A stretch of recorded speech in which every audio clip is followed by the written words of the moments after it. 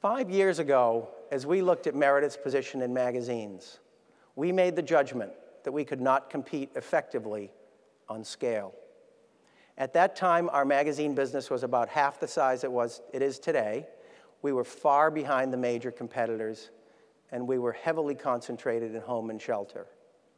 But we did believe that we could build a sustainable and robust business by answering the business definition question in a different and a non-functional way.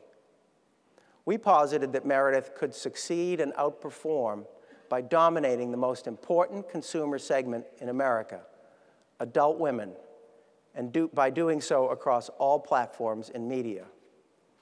This insight became the organizing principle of our business and all the decisions we made thereafter. It also allowed us to begin to behave like a market leader rather than like the number 3 or 4 player. So we now define the business around the audience and the subject matter. Put simply, Meredith delivers the largest audience of adult women in the US across key life stages that matter most to marketers at times in the consumer's life when she is most open to change. And in doing so, we help that customer create a richer and more meaningful life in the subject matters that matter the most to her: her family, her home, herself, her relationships, her health, her well-being. We speak to her on issues of consequence, where the source of the content matters and where our brands lend credibility and authority. This position has served us well through the brutal downturn that we have all been navigating. As the mood of the country has changed, our brands and subject matter have taken on increased importance and relevance in the lives of consumers. People have turned inward to the things they can control when so much seems so out of control. Marketers have recognized this too. As you can see here, Meredith substantially outperformed the magazine industry in 2009 and was the only publisher to register PIB advertising gains. Our commitment offline has been matched by investments and development online. Meredith was early to the web with the launch of Meredith Interactive in the early 1990s. Through the Meredith Women's Network, our 30-plus branded websites are organized by affinities and deliver premium branded content in areas where the stakes are high: health, home, relationships, and so on. We've built powerful community platforms, user-generated sites, extensive video, and increasingly targeting capabilities that leverage our offline customer database to reach the consumer most effectively. We've developed an integrated approach to selling, and cross-platform custom programs with our magazines now account for over 1/3 of interactive advertising revenues in this business. But we all know that is not enough. Technology is changing so fast that it can make today's innovation look like tomorrow's artifact. That's one reason why Meredith is a founding member, along with Time Inc., Condé Nast, Hearst, and News Corporation, in Next Issue Media, the joint venture established to develop protocols and products for the e-reader platform. We know that emerging mobile devices have enormous implications for our branded business as well as for our marketing services disciplines. Here is an example, an exciting example, of what we're working on in the branded part of the business. So if you would please roll the tape. When looking at the future of magazine publications, one wonders, what more could there be?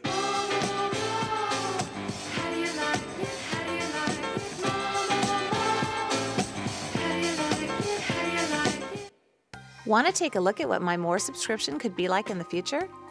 I just got this month's issue downloaded to my tablet. Let's open it up. Here's my contents page. I can slide through the magazine section categories and select the section that I want. I'm going to pick the Style and Beauty section. I'll take a look at the Sophisticated Sparkle article. Great makeup tips. I want to see the product recommendations up close. I can easily zoom in on what I want. I'd like to find out more about the eyeshadow at Estee Lauder's website. I can simply touch their address And here I am at their site. I can explore more deeply or return to my magazine. I want to remember these makeup recommendations, so all I have to do is swipe around them and choose to send them to my archive. I'm done with this article and want to go back to the contents page to see what else is in this issue. Let's go see. I can turn my tablet for a wider view. What's in the features section this month? Let's check out the Leave It to Weaver article. The magazine articles are as beautifully designed as my printed ones, but I can interact within them. Check out the expanded content. While viewing this page, I can flip through multiple images of Sigourney Weaver. There's even a video. Let's take a look. They have to protect themselves from this dangerous planet. Have some extremely effective warships, Scorpion, the Samson helicopter, the Dragon, and the AMP suit. It's basically guerrilla warfare. How cool was that? Let's go on. If I get tired of reading, I can swipe around a section of text and choose to have it read to me. What does she remember about her breakthrough role in Alien? It didn't really click for her, she says, until director Ridley Scott pulled out the sketches for the monsters. I had just pictured this. So even if I get tired, my magazine won't. Let's go back and check out more of this month's articles. Next stop, People and Places. Inheriting Sicily. Spectacular! Photos of Sicily look even better on this illuminated tablet than when printed. While viewing an article, I might be presented with context-sensitive advertising that makes me want to explore. In this case, I can choose to go to Expedia's website, explore travel opportunities to Sicily, and complete the trip by returning back to my magazine. Back at the article, I continue on. If I really like a photo, I can swipe around it and send it off to my archive. Double tap, choose email, and send it to a friend. Let's go home. Let's turn the tablet back to single-page view. Go back to Features, and take a look at the fait accompli article. I can flip through stunning single-page spreads. I catch a glimpse of a stylish car ad as it zooms down to a jewel-like logo on the next page. I can follow it or not. Let's follow it. I see a video symbol on the car and decide to chase it even further.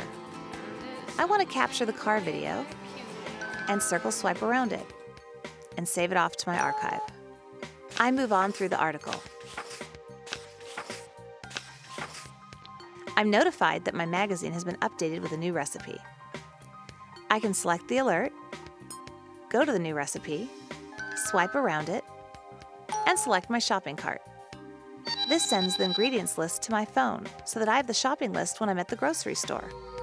Imagine how handy it'll be to take your tablet and recipe right into the kitchen. No more clipping out or copying down recipes. More content can be available to you anytime and any place. I'm done with the recipe. Let's go take a look at what we've gathered in my archive. As you'll remember, we were able to capture text, a photo, and a video. All content that we can now review or manipulate. I can also revisit content that I've saved from other issues. Here's a more video that I saved from the Reinvention Convention. I knew at 22 what I know now, what would be different. And when I look back at the way I was at 22. Let's finish up. One thing is for sure, the future of my subscription has so much potential.